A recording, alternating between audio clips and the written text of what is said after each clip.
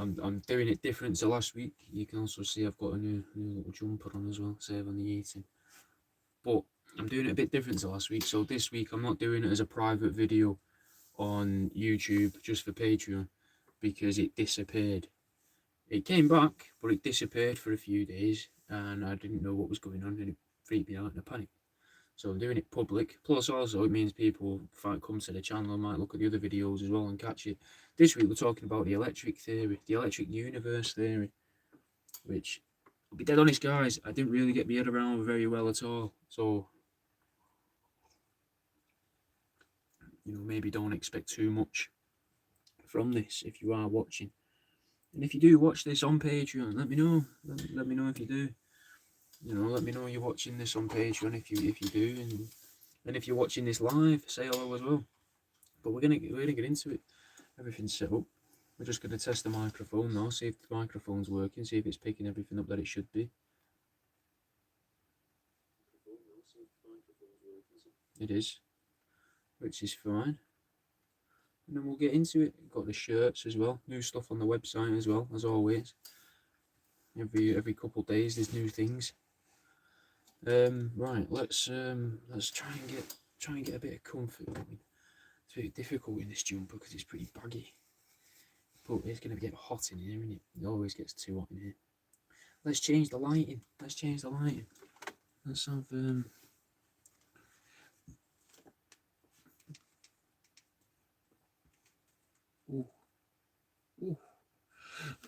bit of mood lighting.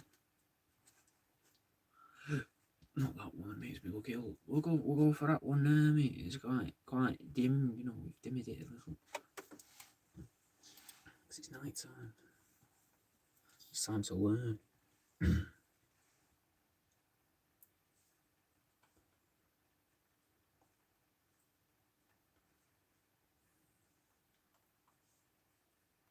Alright, guys. I'm the world around you, and this is Pause for Thought on Threshold FM. And this week, we're looking into the ideas and the people behind the EU, which was and is sold to the public as the solution to a lot of problems faced all around the world, especially by scientists as well. We're going to look at what the EU is, who came up with the idea, the answers that EU holds for society, and even take a little look at some of the lies that EU specialists believe to have been perpetrated throughout recent times.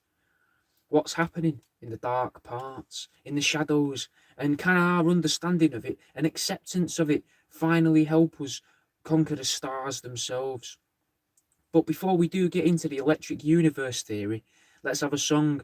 This is the Bob James freestyle by Ghostface Killah and Raekwon.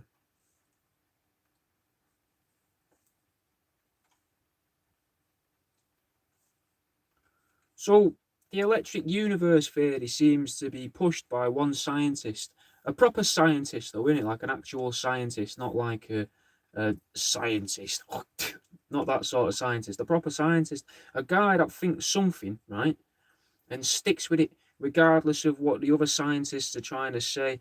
When they're saying, "Oh, you're not a scientist. I'm a scientist. You're not a scientist.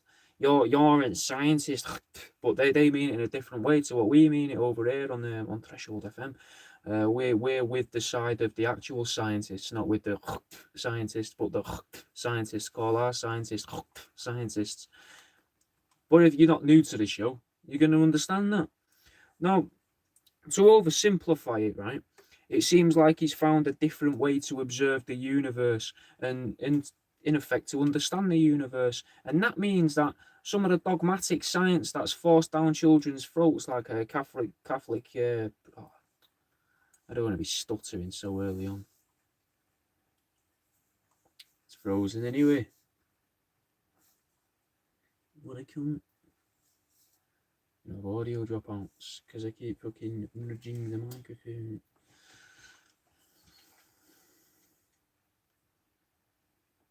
Not responding. It's fucked already. A minute and a half in.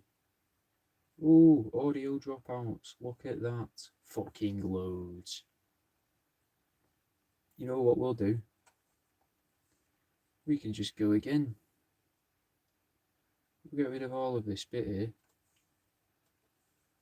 get rid of that. Irritating. I hate this. You know, when they're saying, "Oh, you're not a scientist." Oh, we can go from there.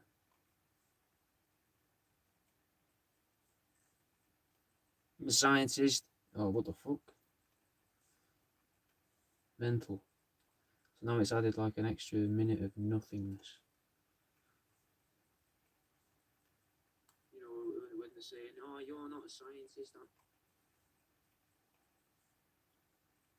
I'm a scientist. You're not a scientist. You're a scientist, but I'm a scientist.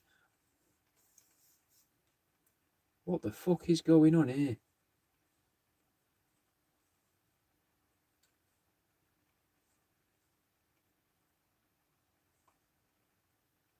I seem to have just ruined my computer. What a scientist.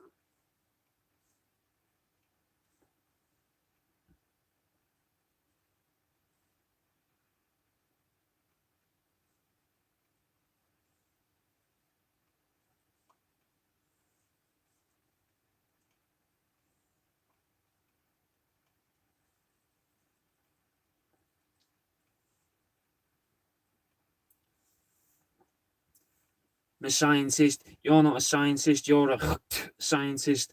I'm a scientist. You're a scientist. But they say the old scientists are what we at Threshold would consider an actual scientist to be. But they want the actual, what we would say are the actual scientists. They want to say are the scientists. Whereas we know that's not true. That's just, you know, those that live in glass houses and that chucking rocks about and stuff. So that's not really something that we need to worry about so much, really. But it is something that did happen to him, and he seemed to have took it in his stride. To be fair, now to oversimplify it though, it seems like he's just found a different way to observe the known universe and the unknown universe, I guess, and to be able to understand that universe. And that means that some of the dogmatic science that got forced down a lot of children's throats, like a Catholic priest's penis, is completely irrelevant. Well, man, maybe not irrelevant. Irrelevant's quite a strong word because it did help us get to this point. So it's irrelevant in the sense of a stepping stone, in it. Like a stepping stone becomes irrelevant once you're on the next stepping stone in the river, unless you're in Takeshi's castle, in which case the next stepping stone and the last stepping stone could be very important, but only to a spectator, realistically. And is that what science is? Am I wrong about science? Is science, instead of science being the new religion, is science just the new spectator sport? But I'm not too sure where we can go with that. I mean, you know, scientist versus scientist, like Robot Wars, to be fair. Robot Wars would be pretty good though in the Olympics. I'd love to watch that. And we might get that as fucking cyborgs start to take over. Will the cyborgs and the transhumanists, will they get their own Olympics, or will they be able to compete in ours? It's yet to be seen. But getting back to my little analogy anyway about the stepping stones, there's no point going backwards because we're a stone ahead. And even if you are in Takeshi's castle, to be fair, if you've jumped ahead and fell through the water on the shit stepping stones, then you can't go back anyway because you're out. You know, and there's a little sporting reference. Out. So we got sports in there. But again, like I said last week, I don't want this becoming a sport podcast. We're teetering on the edge of this becoming a sporting show, and I really don't want to go anywhere near it because I don't know what I'm talking about with sports. I know very little about sports. Anyway, but I guess getting back again to the little analogy I was setting up with the stepping stones, it's got to be nice to know that you can go back to that previous stepping stone. So that's all that science should be. We should take science as far as we can go, and then we're like, right, this can't go no further. We'll go back a little bit because I saw a little opening back there in between the dominoes in the gym, and I might just slip down there because I think there's a staircase. I don't think it's just a fence. I think there's actually a staircase there. And you take the staircase, right, in between dominoes in the gym, and you take that to what is now known as electric universe theory, right? Which sounds like it's going to be some weird club. And it kind of is because there's not many people in there. And the guy that's in charge of it is getting on a bit now. To be honest, I was very surprised that he's still doing talks and interviews. He's not here today or out like that. You know, we don't have that sort of money or anything like that. But he was still about and in a recent talk that I tried to listen to but got distracted. Anyway, dirty scientists, like the scientists, the types that, refuse to accept that they need to make toothpaste addictive to help with people's teeth, and the scientists that refuse to make healthy foods taste nice. They like to shit all over this, claiming it's not actually a scientific theory because it can't really be proved with maths. But I imagine if people discovered the visible light spectrum, right, and 100 years later some fella came along and said, yeah, that's all well and good that you've got that there, but it's actually billions of lights that we can't see. Look at this, and then holds up like, I don't know, like a fucking chihuahua's eye or something to the other guy's eye, the other scientist's eye, to show that dogs can't see colour because you look through that eye and you can tell, oh yeah, where's all the green gone and that. And then they can show that we can see colours that dogs can't. So there's got to be things that can see colours that we can't. Using that sort of logic, I mean, scientists probably just regarded the dog eye guy as nothing more than like an early Robert Badella, but he would probably have been onto something. However, I'll be dead honest with you, I don't know if that's actually how it happened. But it is a nice visual, isn't it? Some well-dressed man getting about with a briefcase full of dog eyes, various different species of dog's eyes as well. Chihuahuas, like I say, fucking Rottweilers, Dobermans, Bulldogs, every bit of everything, trying to show, look, these dogs, these cannot see green meat. There's nothing, they can't see green. It's just all grey. And then someone heard that around the same amount of sort of time and thought, all grey, all grey. Oh, great! That. Well, Earl Grey. Earl Grey would be a great name for a cup of tea, and it's because of the dog eye fella, right? We might have the name of Earl Grey as a tea, but again, can't be too sure because this is purely hypothetical at this point. I'm trying to help you understand the electric universe theory. And this guy, so you got to imagine this guy getting about with his briefcase full of dog eyes in it, trying to prove to people that dogs can't see pool balls. So they could probably only play cards if they were ever to, start competing with each other in a drinking setting, like in a pub or something. And that could also then explain where we got that famous, is it a famous photograph that person managed to capture of that barman's dog and the other local dogs playing that game of poker. But in the same way that at one point you couldn't measure the unseen light spectrum, right? Because we didn't have the dog eyes. Why don't we accept that the current systems of measuring are probably incapable of measuring things we haven't even considered yet? I don't understand that. That's where science seems to lack, in my opinion. I might be wrong. I might have completely misunderstood it all. Again, I'm not. I keep trying to dabble in science for this, and I'm trying to educate myself. I really am, but I'm struggling.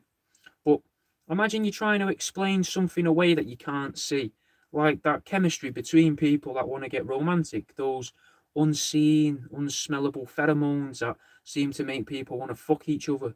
Now, let's imagine that's the only reason behind that happening, right? Is because of the invisible reptilian creatures that have latched onto our spinal cords, and they reckon it's funny to just make the meat puppets fuck each other, and they just laugh about it, going, "Ah, this is fucking weird, isn't it?" They're loving it, but they got no idea that I'm holding onto the spine here, just going, sucking in all that fucking love juice, and I'm also using them like puppets as well, but we can't see that in it, but we got to imagine that that's why it happens. We can't see that. We don't know that that's the case. We think it's pheromones, but let's imagine that realistically it's because of the invisible interdimensional creatures, right?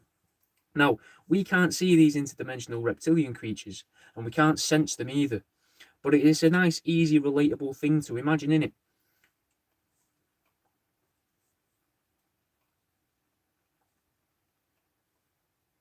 And now, right, imagine if we're trying to measure this all in some pheromone capturing device, the fucking pheromometer, the pheromone monitor, the pherometer, the pherometer clock, the fem clock, the firm or pherom clock, whatever it's called, right? It don't exist. We don't have to worry about it. But imagine we're measuring the pheromones in the pheromometer, right? And we might get a reading on whatever pheromones are, right? And yeah, they're doing something. They could be a byproduct of it. But we're completely still unaware of these reptilians that are holding onto our spines, right? It isn't until we go looking for the reptilians that we find them. And that's my biggest problem with science, I think. I think I've summed it up there in a fucking nutshell, mate. I'm hoping that's finally got it across to you. Right? Scientists claim it's all about observing the world and documenting it, but it's not. It's all about dick measuring in it and trying to fit in. Like scientists probably spent their entire school careers on the outskirts of the schoolyard society, in it. The weirdos, the geeks, the nerds. And then, as they get a little bit older, they're finally accepted by other intelligent people, and they probably want to latch onto that, innit? They don't want to lose that, so they'll do everything they can to keep that acceptance, even if it means repeating rhetoric and only spending their lives agreeing with everything the older guy in the lab has been saying to them for the past 10 years, rather than going, I don't believe that, because they've not got the confidence to, or because they're scared that they'll lose that respect of people that they fought so long to get. Anyway, let's have a song. This is The Game, Royce da 5'9", Locksmith, King Crooked, Graph, 3D Nate, Myson, and Ransom with the grand finale 2021. It's a bit of a long one.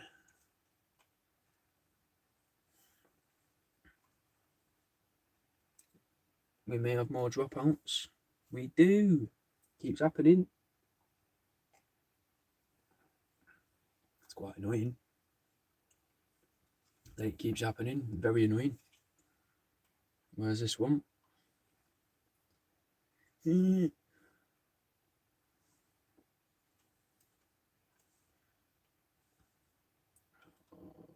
What?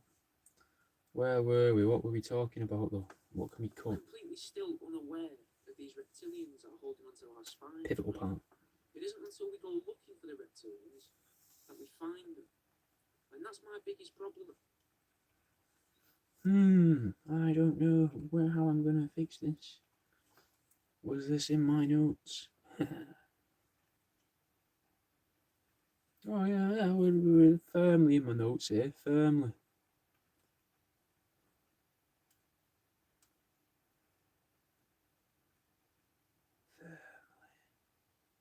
Firmly in my notes. Okay, so. And that's my biggest problem with science. Right? Scientists claim it's all about observing the world and documenting it. Put it across to you. Right? Scientists claim it's all about observing the world and I'm gonna get rid of that then.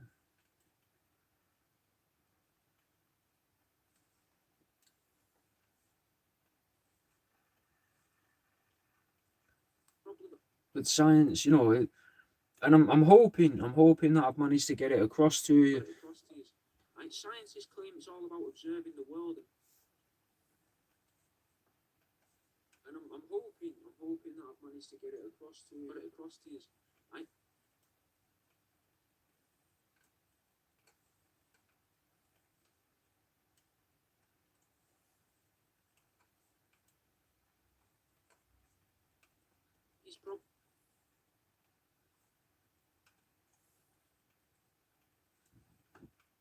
Biggest problem with science, you know.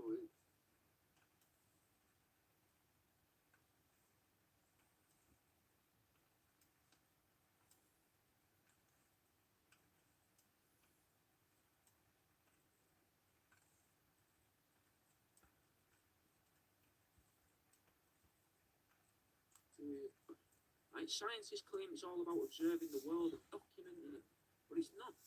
It's all about dick measuring in it and trying to fit in.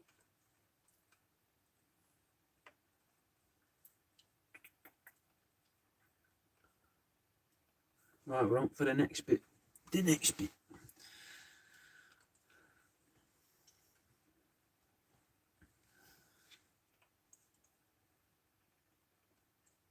It's going to be quite a metaphor heavy or analogy heavy episode this week, guys, so I hope you're ready for that. So I thought what a good way to make sense of the electric universe theory is, imagine a time before people knew about animals that could camouflage themselves, like snakes, right? But they were aware of the effects of snakes, you know, like dots on the ankles where they've been bit, children disappearing, people swelling up and going, I'm burning, oh my God, it's on fire. You know what I'm getting at anyway, you know, they know of the effects of snakes, but they don't know of snakes. Not yet. But because nobody knew snakes existed, everyone just says that that must be what happens when you're in a child leaves the body. They exit through the ankle wound, or these things are caused by the invisible devils, the invisible devils of the woods. But we can't see the invisible devils because they're invisible, so we'll just say that they're all invisible devils. Then some guy comes along with what locals call a bit of a vicious sock, right? Otherwise known to us modern day people as a viper, right? But in this hypothetical world, a viper's never been seen before because it's camouflaged, isn't it? It's hidden. Now, the viper wielding guy tells people what's going to happen if the viper bites them.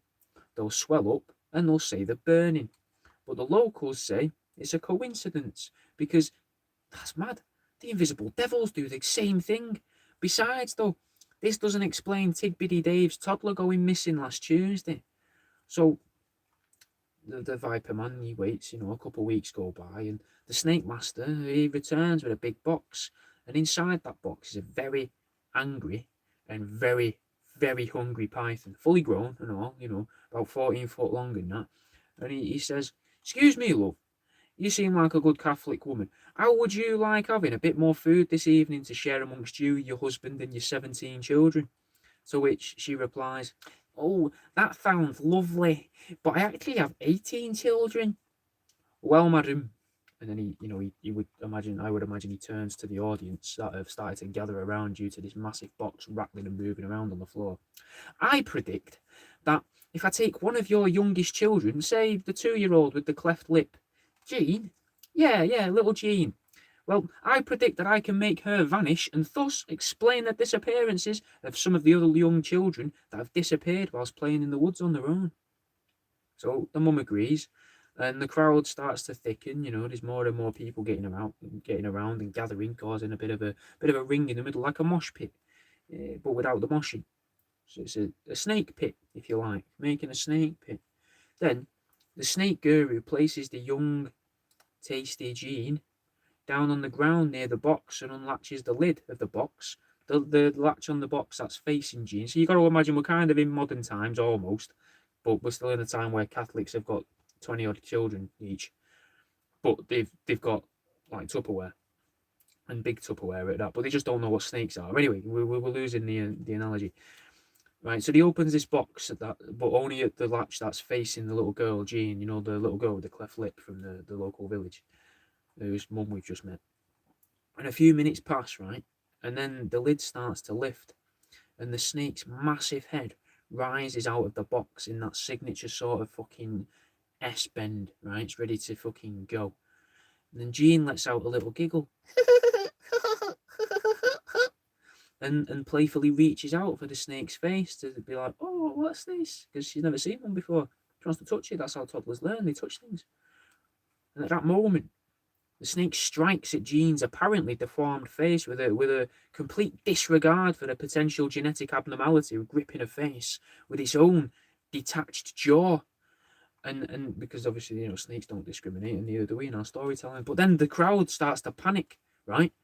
And then the snake quickly displays its ability to be able to crush its prey, the little 2-year-old Jean. After all, Jean had been sharing her meals with another 19 people, and even then sharing a mum's nipple with at least, let's say, 3 other children, and if the local rumours were to be believed, then at least one of the teenagers. And a few minutes pass, right? And the snake begins to devour the meat sack of crushed bones that used to answer to the name Jean. And before long, the child's gone.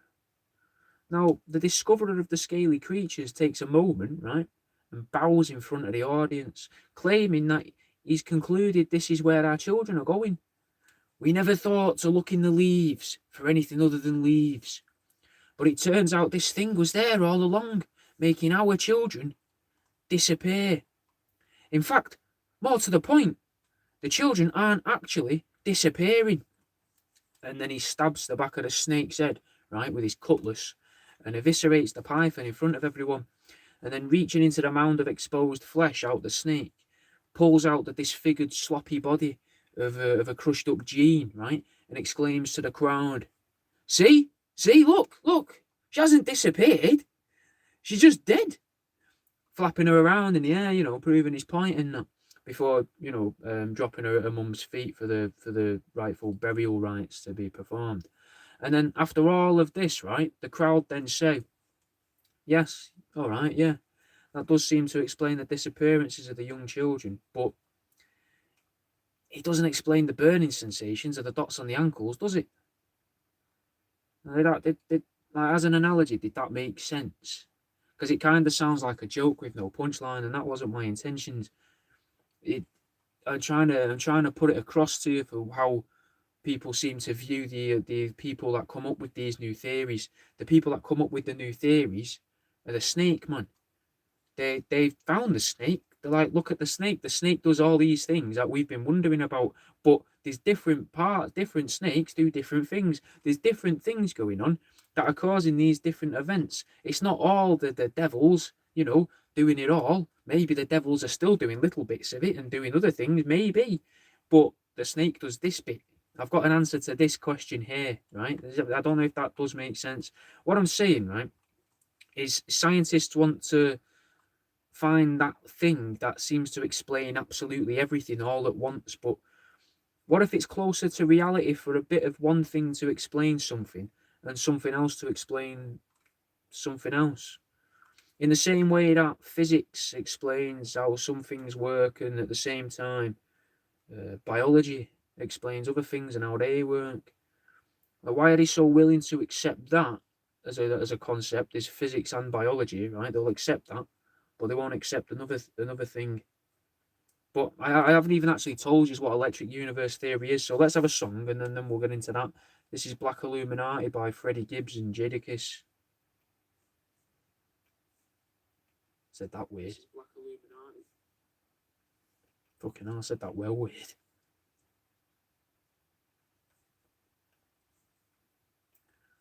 This is Black Illuminati by Freddie Gibbs and Jadakiss.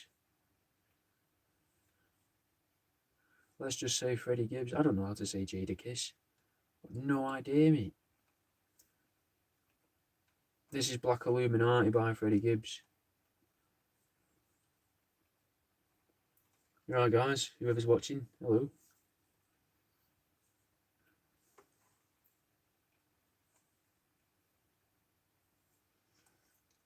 From my understanding, right, of the electric universe theory, it seems to be based on the belief that the most important factor of the universe is electricity. So you've got electromagnetism and gravity, right, working kind of side by side in a way. Now I might be wrong because, fortunately, luckily for me and luckily for everyone, I'm not a scientist, and I'm glad I'm not a scientist because people will just be spitting at my feet as I walk. But if we can have gravity and electromagnetism, right, on Earth, because we can make an electromagnet.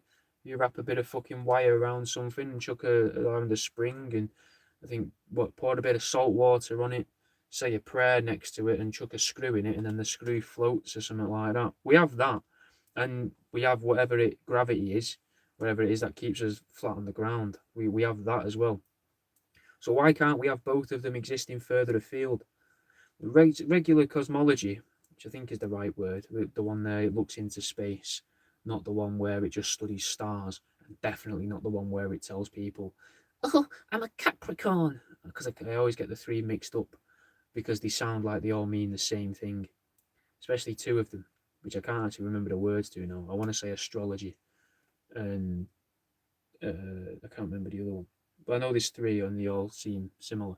Either way, regular cosmology believe in this unseeable force, right, called dark matter and dark energy. And they also believe in black holes. Now, I know what you're thinking. We don't need to believe in black holes because somebody photographed a black hole, Jack. But realistically, right, did they? Did they really? How can we know it's a black hole if we've never seen one before? And why does a black hole photograph hold a lot more weight than the Bigfoot photographs? It doesn't make sense to me. Why do we believe in the black holes, these things that suck light out of existence and might be wormholes to another dimension? We believe in those things, but we don't believe in a above average height humanoid that's covered in hair. wood walls or Bigfoot, Yetis, Menks. We don't believe in them, but we believe in a black hole, right? And there's one photograph, as far as I'm aware, of a black hole. Yet there's been dozens of photographs and first-hand accounts of Bigfoot, but we don't believe that. It's just weird, isn't it? It doesn't make sense. And I'm surprised, right? I'm honestly surprised that someone didn't photograph something in the sky sooner with one of these fancy telescopes and just say it's a black hole, if I'm honest with you, and just go, look at this. No one's going to know what that is. Let's call it a black hole, and we can prove they exist, and we can prove that we were right to theorize that this thing exists. And now we can go, there's a black hole. That there is a black hole. When realistically, what it could be is some daft cunts poured some glitter down a toilet roll and took a flash photography pitch, put the flash on the phone, and took a video down it, and then just took a screenshot of that on the phone, cropped it down a little bit, and gone, there you go, black hole there, mate. Look at that. We're gonna call this black hole. We're gonna call it Shaman Andrex. We're gonna call it Shamandrex, just as a little joke at our expense, trying to mock us, mate, with these fucking fake black hole pictures and all that, And this is something that people should fucking get annoyed about, mate. Then all these fake black hole pictures that people are taking using nothing more than fucking what do you want to call it? Like, is it Blue Peter? Blue Peter standards of fucking arts and crafts to be able to fucking produce these fake black holes, mate. It's mental that scientists are even allowed to get away with this. But this belief, right, in the unseeable force, it does remind me of other dogmatic people.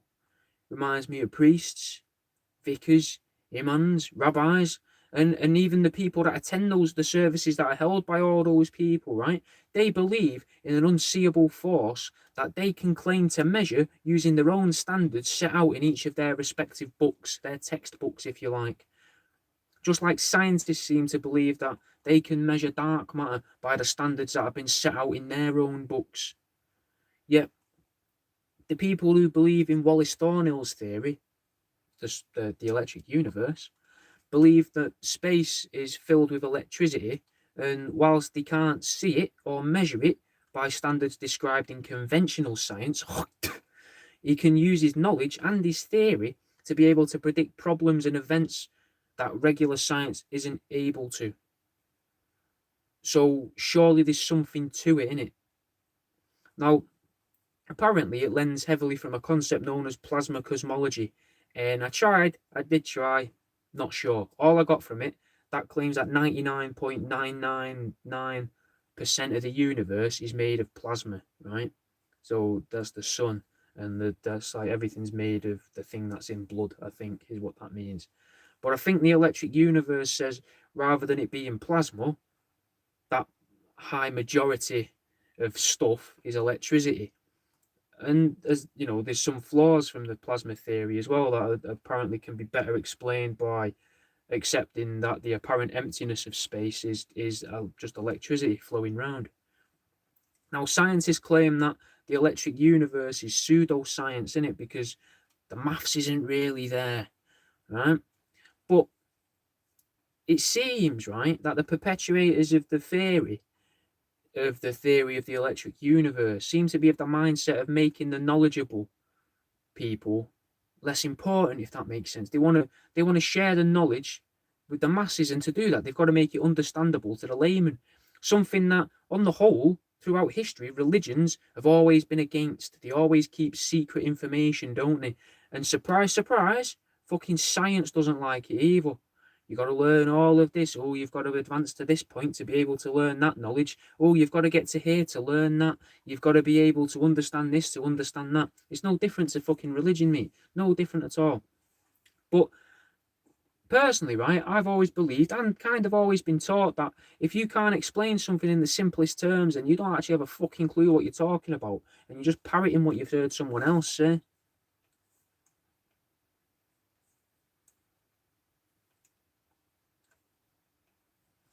Well, we've got a comment, so let's see what you have said.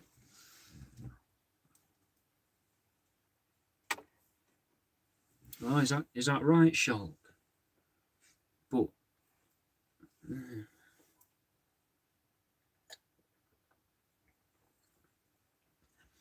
that ties in yeah, a little Patreon moment for people here.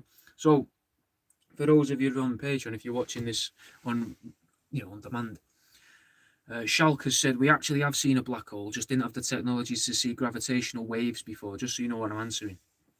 And that, I think that ties in with my theory from earlier. I don't know if you were here for it, Schalke, but I was saying that we seem to only just look, we only measure things that we're looking for.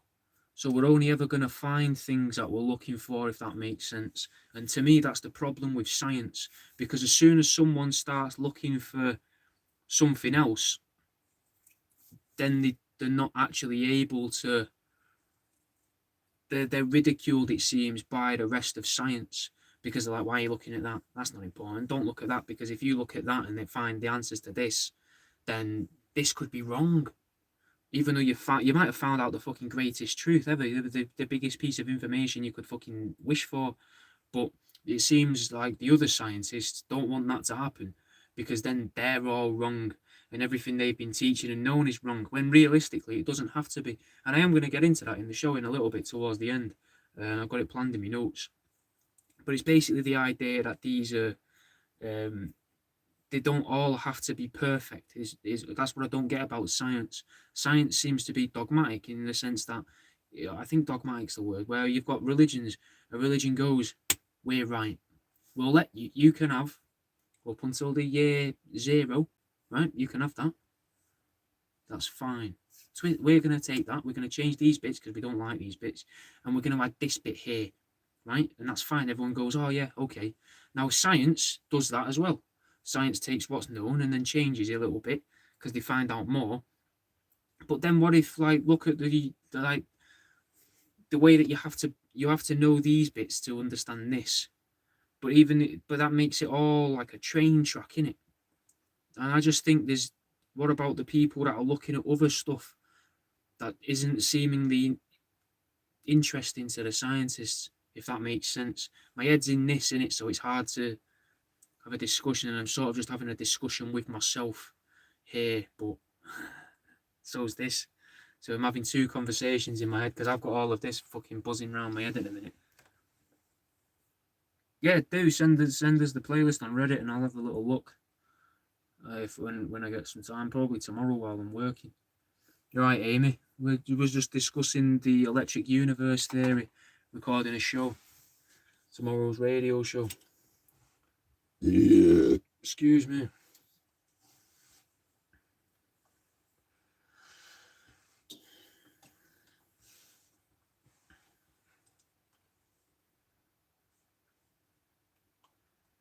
Now, there does seem to be another way that a scientist can show their theory's got a bit of weight behind it, a bit of hump, a bit of heft, And that's by showing that it has a bit of a basis, a grounding in the real world, and it's a way to apply it, right, and show physical evidence for it through maybe predicting patterns or events, which is something that Thornhill has been able to do apparently countless times, but we're going to count to 4 or 5, right?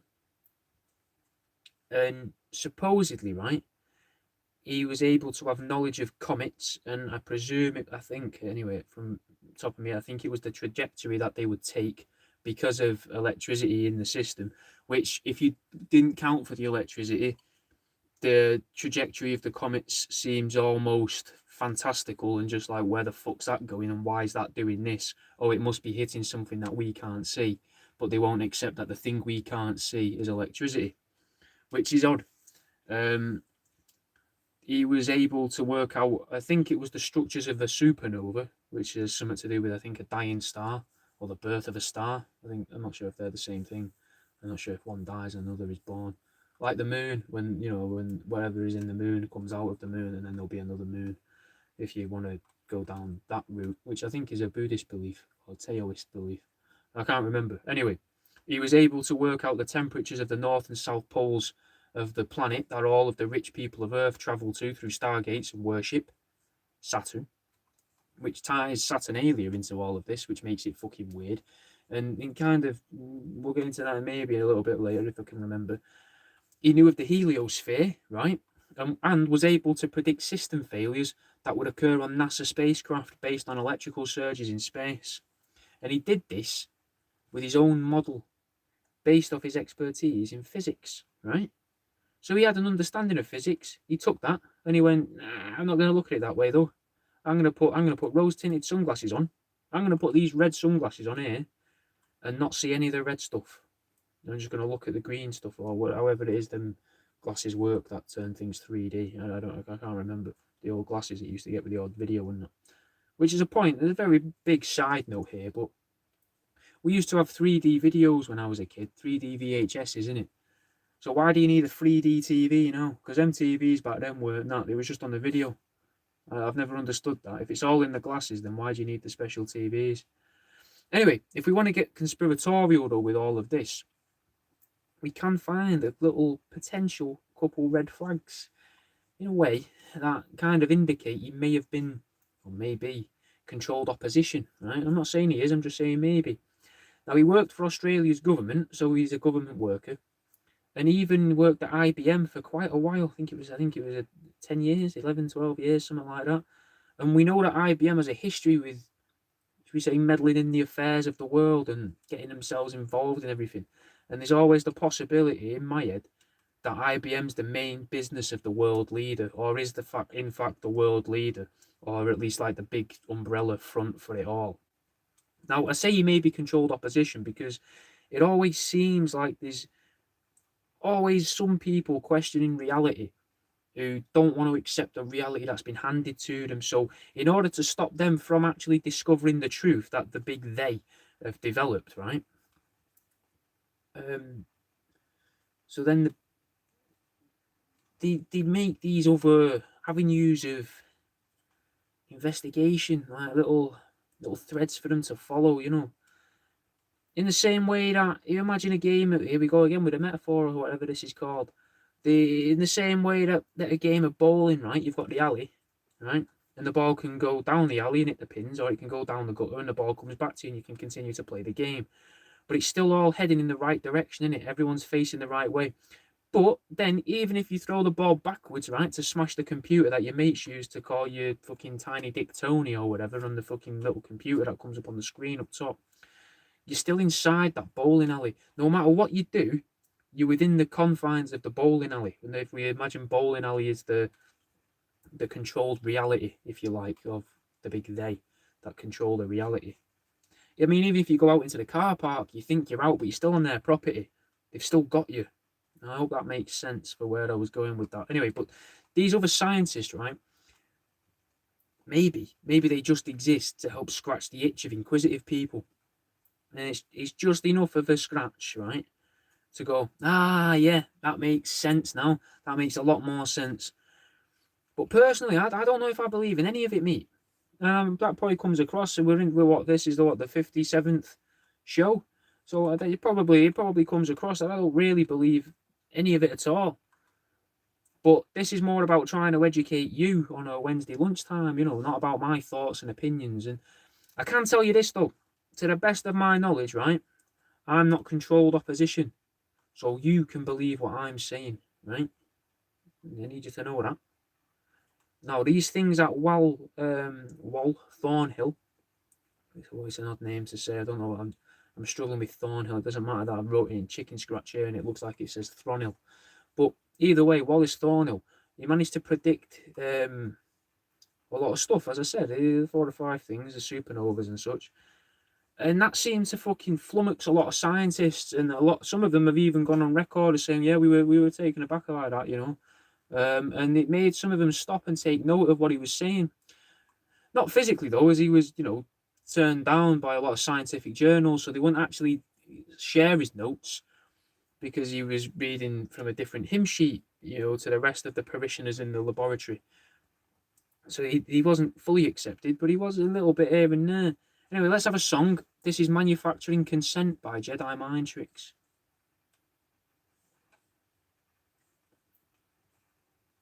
Ooh, it's time for the Here's How.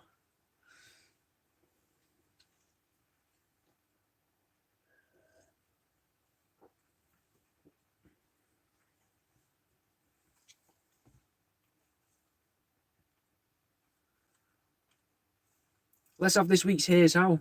And this week, Here's how to have a successful dinner party. As people enter your home, remove the shoes and start washing the feet.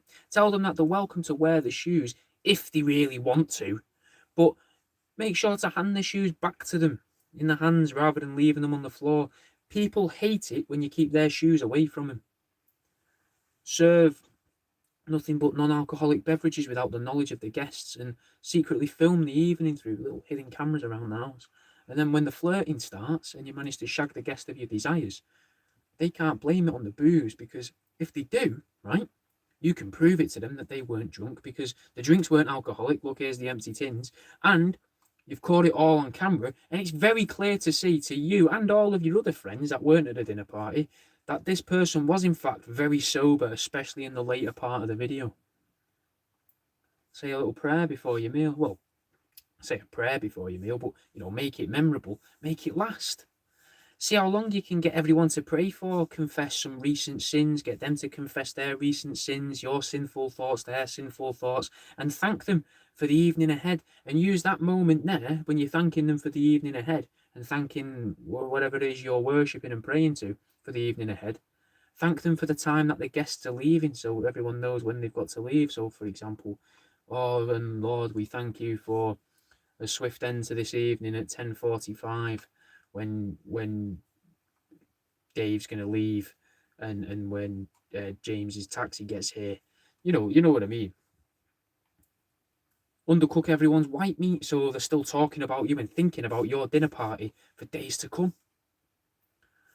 Load up some party poppers with some tiny fragmented pieces of beef jerky and seal them back over with layers of that edible paper that your mum used to use to make your cakes when you were a kid.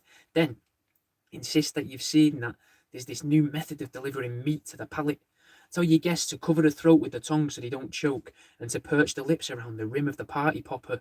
Then fire that biltong into the bottom of the mouth, telling your next guest that it's the popping that's the best. If you'd invited a couple over and that you're friends with, as you sit down to dessert, do a less than covert wink to one of the people in the couple and wait for their partner to find the cheap engagement ring that you've hidden in their dessert. When they dig it out, raise your hands looking at them saying, "Oh, don't look at me," and stare at their partner who didn't find the ring and encourage them. What a memorable evening. When there's a bottle of unopened wine. I was doing quite well there, but I got that last bit wrong. When there's a bottle of unopened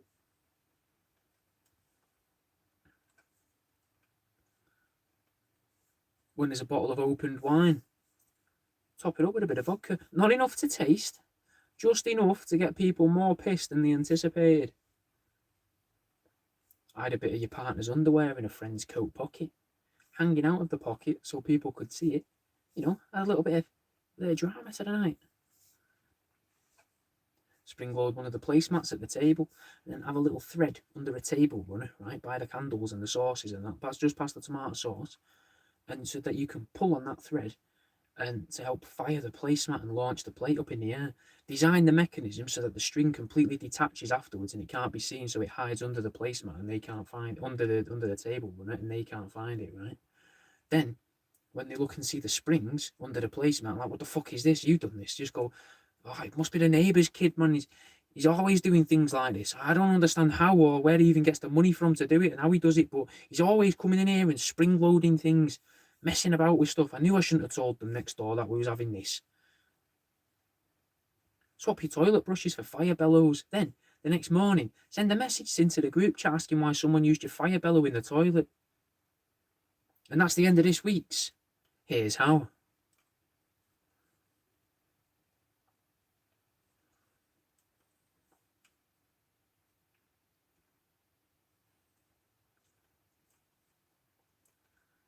There are some flaws with the EU, though. Now, it doesn't have an explanation for where the universe came from and seems to completely disregard the Big Bang somehow. I'm not too sure. I can't really remember, and I haven't made proper notes on it. And my notes on this week don't really make a hell of a lot of sense anyway, but that's not the only thing that it doesn't explain. There's no explanation as to where all this electricity has come from either. And now with fusion for the suns and stuff, we supposedly have an explanation where the power and heat in the universe comes from. It comes from the stars and I think it's the ionization of different things reacting with each other in the suns that make heat and gravity, magnetism, blah blah blah, all the extra fucking buzzwords that scientists love to use to try and confuse us. And it's worked. Look at me, I've not got a clue what I'm going on about here now that I'm going off fucking off me note, away from me notes. But I would guess, right, if you was to pull that thread hard enough, that belief and understanding of fusion and fusion in space, right, if you did pull that thread hard enough, scientists probably don't know where it came from in the very beginning. All of the stuff used for it probably not got an explanation. They got the Big Bang, no real explanation for before the Big Bang. Now, my understanding of the Big Bang, right, is that the Church of Science needed something to say where existence came from. But I would argue that's all part of the problem, innit? I'm starting to think that the linear way of thinking is the very thought prison that we're trapped inside of. Surely, right, if you just say that the universe has always existed and will continue to exist, then you don't need to worry about it. You don't have to think of a start, because then there's no start, there's no end. Do you know what I mean? Like, we have a start and an end. Yeah, sure, I'm sure we do.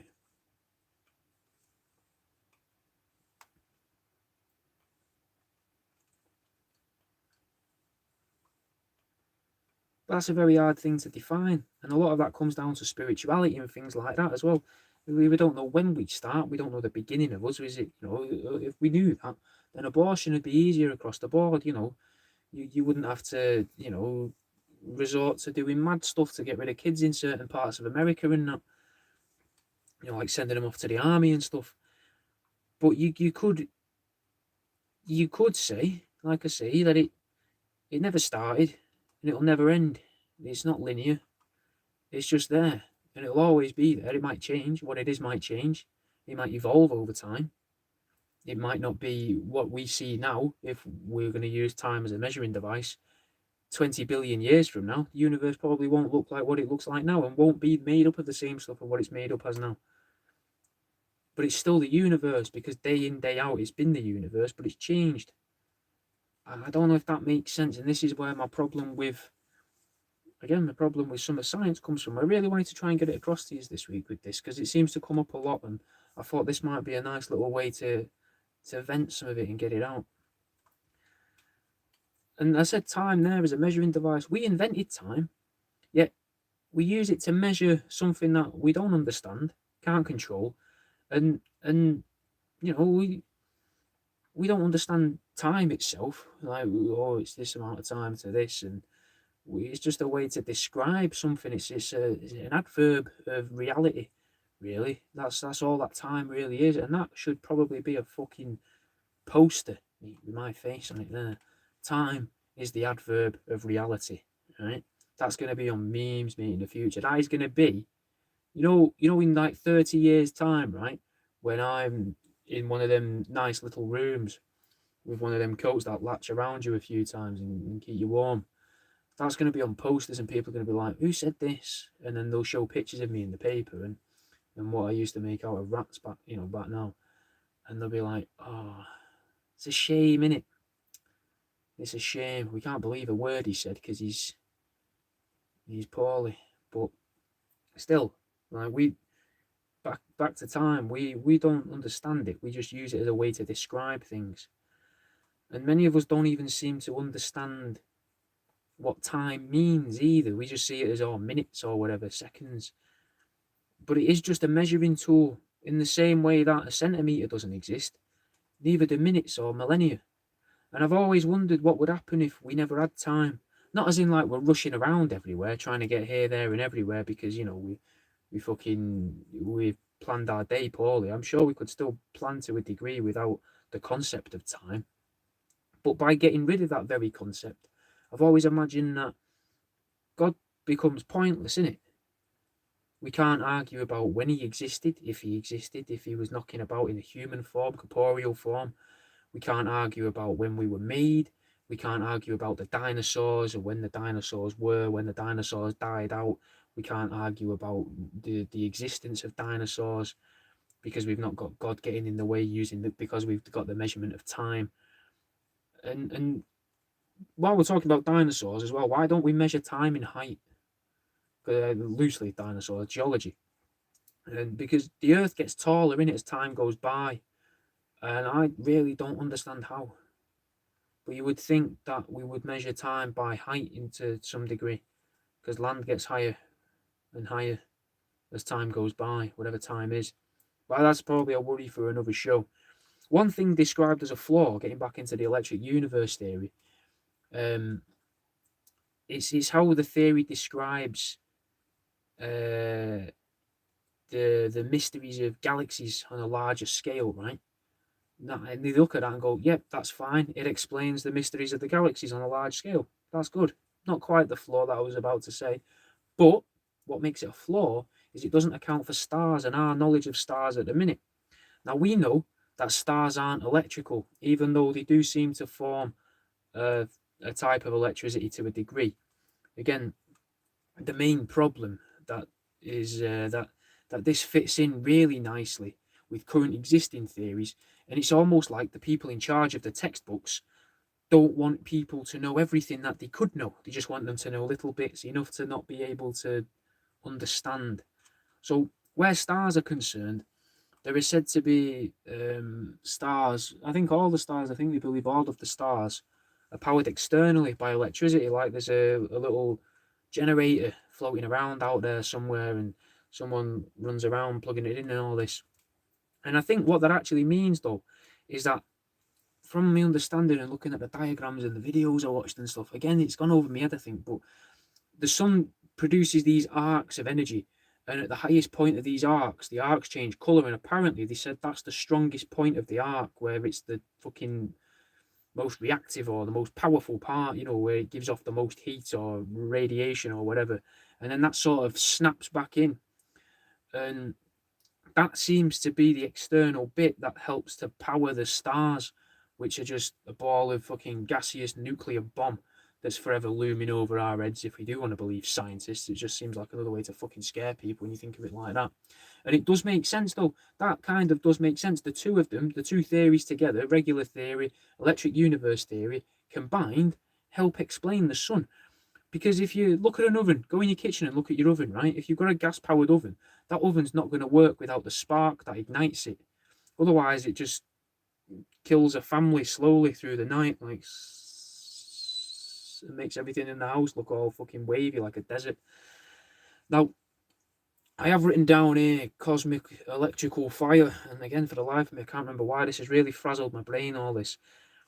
So I advise Googling that and taking a look to see what that's got to do with the electric universe theory, because I can't remember. Maybe it might come back to me later on. We'll try. I will give it a go. But I've just remembered that earlier in the start, near the start of the show, when I was listing the things that Thornhill predicted and discovered, I mentioned the heliosphere earlier on with that as if it was a fucking normal thing to say.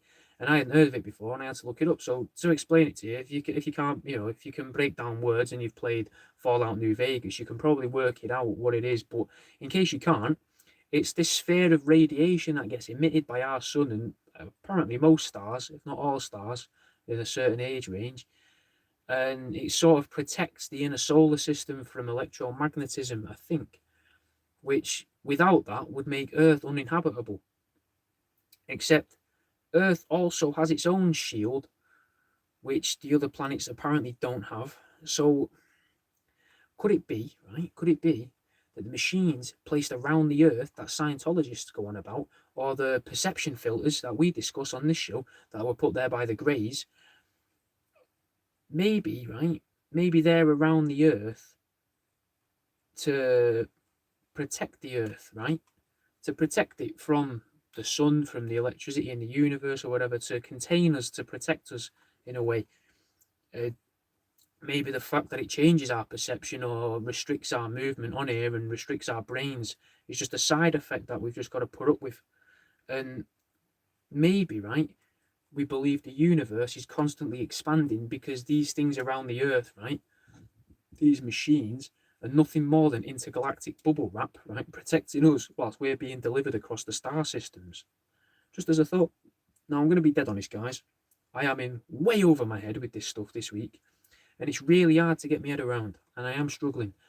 But I'm hoping that I've put it across to you in a way that is helpful or useful, or at least made you interested in going to look into it. Now, it seems to understand this theory, right? You need to have a pretty good grasp on physics to begin with, which I don't. Because they seem to be two sides of the same coin, innit? Two footy teams on Derby Day. You know, without one, the coin's voided and it won't get minted, and without the other team, the match can't be played. But like a football match, though, both sides want to win, innit? And I'm just not sure why. Again, it's not becoming a sports show. I don't want to less of this sports talk, innit? But I don't know why the two sides of science are fighting each other and why one needs to win over the other. From what I read, it sounds like Wallace Thornhill was able to use his theory and has continued to expand on it, and in more recent years he seems to be getting his work accepted a little more, but it doesn't really seem to be going anywhere. But maybe I'm wrong, because I had to use DuckDuckGo to look this stuff up. When I went on Google, it was just all stuff trying to debunk it rather than giving the other stuff, and Google's starting to do that with a lot of stuff now, which is a bit, I think, suspicious, because it's trying to show you, no, don't think of that, think of this, and then it shows you all of the other stuff, even though when I went looking through stuff, it does seem to be that these theories are being accepted by some scientists and bigger communities of scientists. But Google seemed to want, for the first 3 pages or so on Google, wanted you to believe that none of it's true, none of it's real. It's because, and you know, to further that point, it gets referred to a lot as the flat earth theory of physics. And I do kind of understand why, because whether the world's flat or it is pear-shaped, it doesn't really matter, innit? It just means that someone somewhere is lying.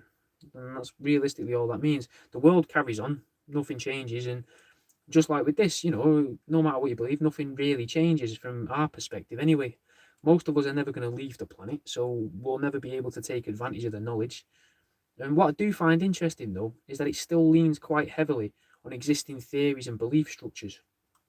For example, space being real, right?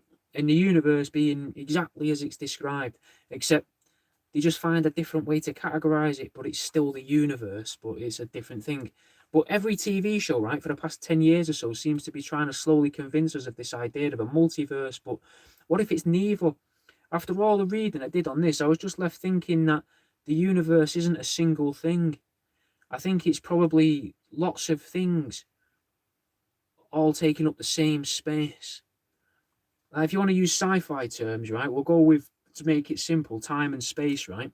Time's one half, space being the other half.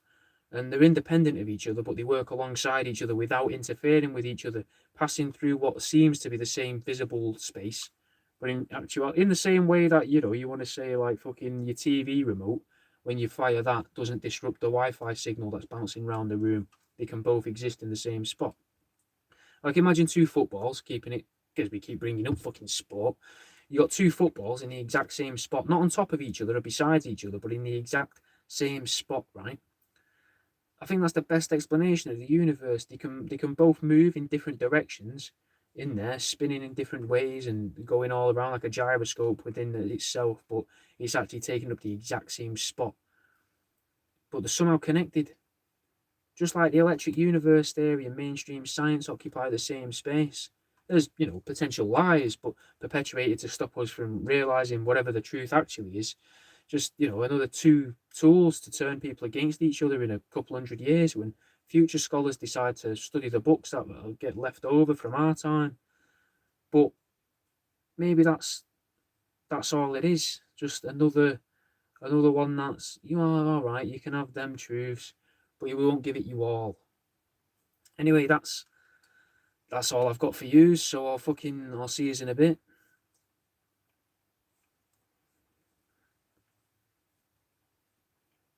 There we go. That's the show. Got 50 minutes there. We've got quite a few songs on there. String theory. I don't know what string theory is, man. But I'm not going into physics and stuff, mate. I don't get it. I don't get it. It's hard. I need to do a lot more reading than just a day of reading stuff to be able to talk about this kind of thing.